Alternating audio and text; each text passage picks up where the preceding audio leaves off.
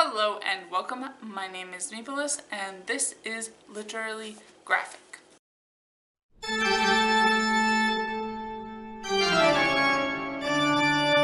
And today we are going to be touching briefly on New Avengers, Everything Dies, with Jonathan Hickman and Steve Epting. This one was a bit of a latecomer to my to-read list / request list because it was not as simple as just entering Black Panther into my library's search function and requesting everything in sight, including a few interesting comics which I hope to talk about the Black Panther Party. So yes, New Avengers.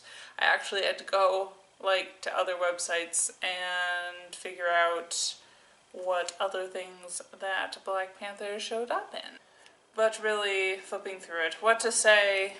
The fact that T'Challa is in a team in this one was kind of interesting, since I suspect that's how a lot of people have read him over the years, except I guess the Priest run was independent. I don't know. You can tell how much I've learned about Black Panther, but I feel like he is, they're always talking about his time on the Avengers, so I guess my impression has been that he was on a team for much of Marvel canon. This time, he's part of the Illuminati, who are supposed to be the smartest people in Marvelverse, when a world-ending catastrophe takes place. But unlike a lot of other world-ending phenomena in Marvelverse, even though I am not an expert in Marvel, I did feel like I was able to follow on with this volume fairly well, even if I did find its connection to the rest of kind of what's supposed to be going on at Marvel at the time of publication a little bit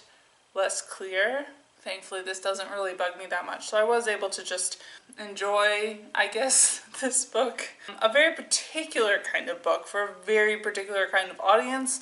This book was heavy on plot, dramatic lighting, and general sinisterness, but light on action and character development. Being more of a character-driven sort of person myself, I did find the overall experience to be a little bit less than favorite-inducing, as it were. I guess the artwork in this kind of leans towards what I saw in the new Black Panther series with Ta-Nehisi Coates, in the fact that it's super dramatic lighting, as I said, impending doom and all that, but the colors are really vivid, which was nice, and the page layouts are decent.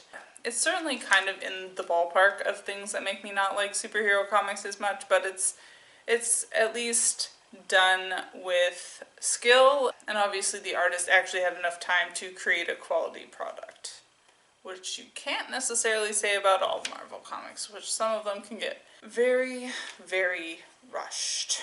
I ended up giving this book 3 out of 5 stars just because I felt like, for better or for worse, it was a pretty solid average book. Perhaps I'll reconsider and lower it a little bit, but that felt unduly biased. That said, I do think there's probably a very limited number of people in this world who this book would really appeal to, just because it's not character-oriented, but it's also not action-oriented. I did feel like maybe I got to know some of the characters a little bit better, at least in how they relate to each other. But yeah, it was not the most exciting read. But my library has more in the series, so I will be reviewing up to volume 4, I think they have. So comment, subscribe, let me know what you think about this series, what your favorite Black Panther comic is. The movie has come out as of me filming this, but I haven't gone seen it yet. It sounds really exciting, and I can't wait to help build its long-term box office numbers.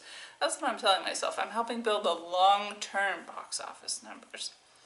Anyway, I'll see you all later. Bye. And as always, I would like to acknowledge that for the most part, all of my videos are filmed and produced on the traditional territory of the Mississaugas of the Credit, an Anishinaabe people, the Haudenosaunee Confederacy, and the Huron-Wendat Nation, land covered by the Dish with One Spoon Wampum Belt Covenant.